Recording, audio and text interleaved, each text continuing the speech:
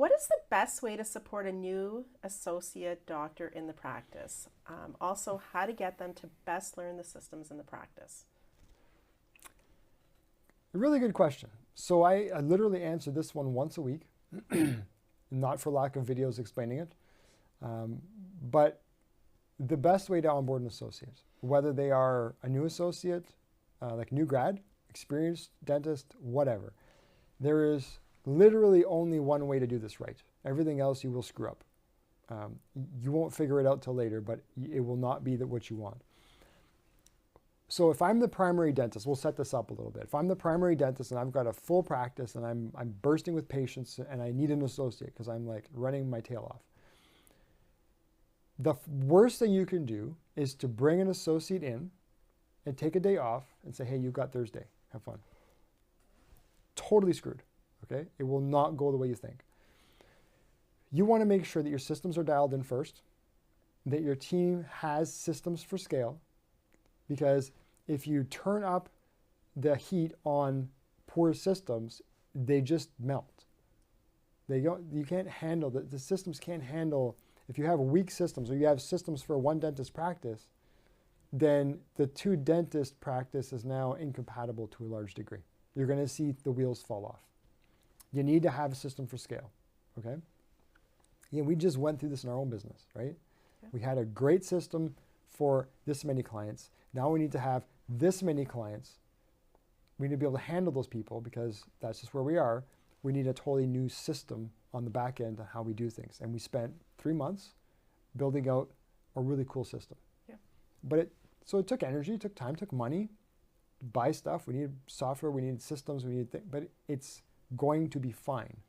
If I put 1,000 people in that system, it'll work, right? The previous system, if I put 1,000 people in, it would be like not good, okay? Like everything would suffer, and you don't want that. So if I'm bringing in an associate, first of all, I would love to have my systems to be running very smoothly for a one dentist practice and also have those systems be scalable. So all the systems that we teach are scalable, right? They're not designed around a person doing a job only. They're designed for scale. It doesn't matter how many people I put in the system, I can get somewhere with this, right? And if I were to have an extra 100 new patients call next week, I could find a way to deal with it. Now, it doesn't mean that I can see them all, but it means that I have a way to handle it, okay? And I'll explain what that looks like. So specifically now, I'm bringing in a new dentist because typically I'll fill in all the gaps. 25 to 30 new patients per dentist is ideal. So if you're a one dentist practice and you're at 60 new patients, you need another dentist. You can definitely fill them. Or you're underdiagnosing big time. Both could be possible. So on that note, if I'm going to bring in a new dentist now and they're a new grad, experienced grad, whatever it is, the first conversation we're going to have is, once you've gone through the process of vetting them and figuring out, that they're a good fit personality-wise, and that's a whole other story. Do I need to get into that? Sure. While I'm here? Okay. So spending time to make sure that they're a right fit. How do we do that?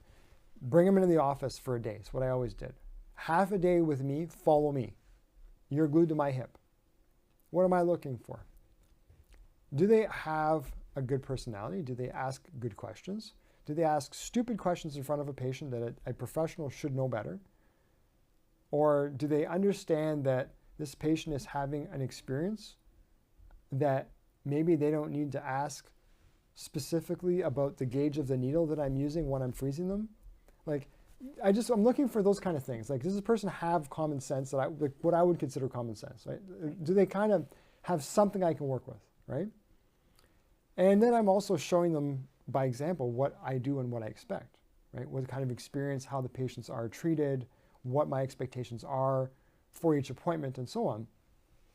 Then the next half of the day, they go off with my team and specifically take them for lunch and see how do they behave.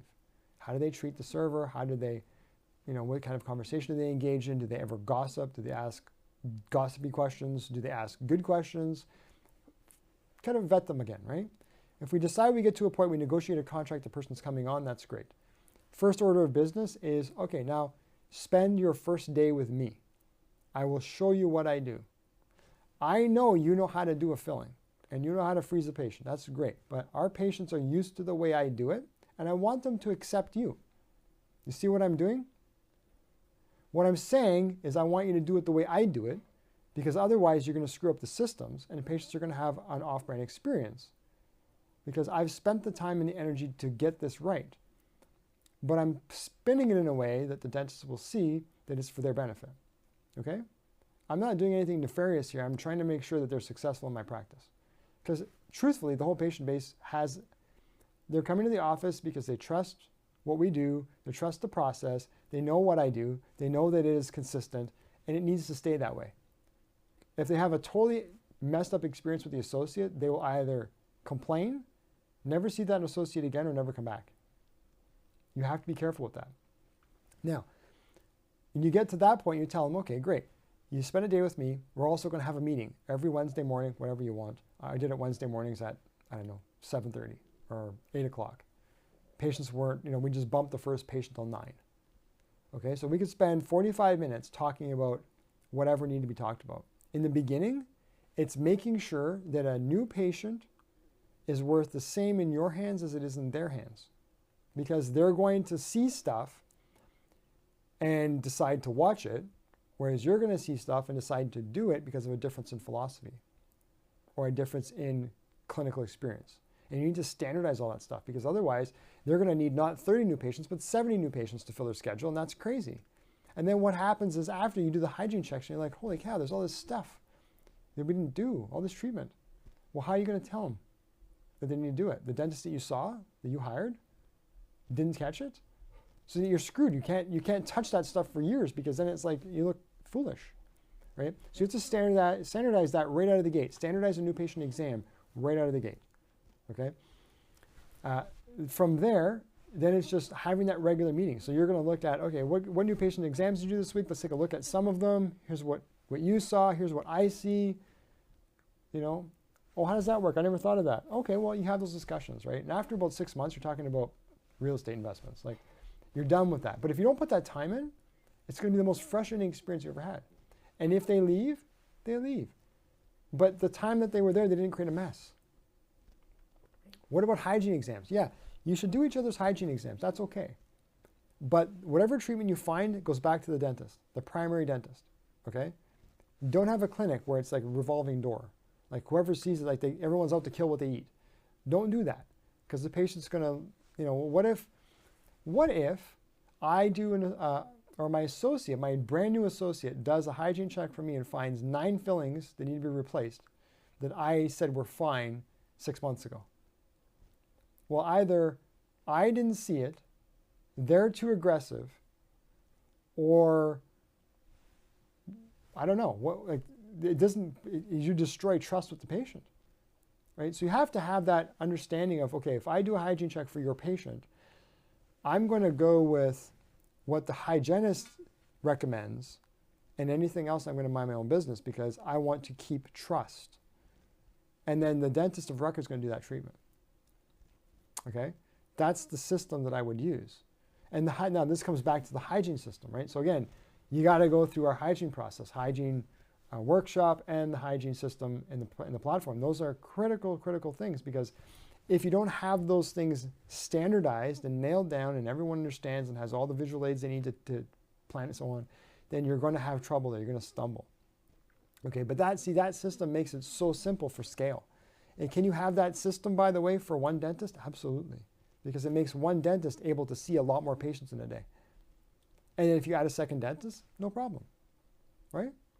So if you go from 60 to 80 new patients, it's not a problem. You just need new patient slots, but nothing else is going to break. And that's just adding a hygienist. It's easy. Yeah. Right? So again, these are not complicated things. It's just a process to do it. So now when somebody asks this question, you can just forward them this video. That's perfect. Thank you. So you've kind of touched on this, but I know that you can go on more about this. What is the role of the leadership team? Okay. So the role of the leadership team is to take the doctor's vision and make it real. In one sentence, that's the vision. That's the role of the leadership team. Now, how they do that is to multiply the doctor throughout the team. Okay, so again, the team-driven practice workshop and the leadership workshop are almost all you need to get this right. Right? It's all there. What your job as a leadership team member is to take information that is discussed at leadership meetings and basically distribute it to your team. So if I'm a hygiene team lead and at a leadership team meeting we discuss this particular system or thing, then I'm going to take that back and I'm going to talk with my team about it, teach them that thing. Why not have everyone at the table? Because you're now creating a team meeting to discuss things that are best discussed by your key people. You don't want 25 opinions or 15 opinions. You want 3. The most capable 3, ideally. And it's important that the leadership team only discusses or makes changes to systems at leadership meetings, because otherwise, if I see a problem in the admin area and I say, okay, well, I'm just going to make this change, and I don't discuss it with the clinical team members, then what's going to happen is I might break something without knowing it. The change I make might make their job very difficult or screw something up that I didn't know about. So only, like, the leadership team, another role is to bring system issues to the leadership team to correct.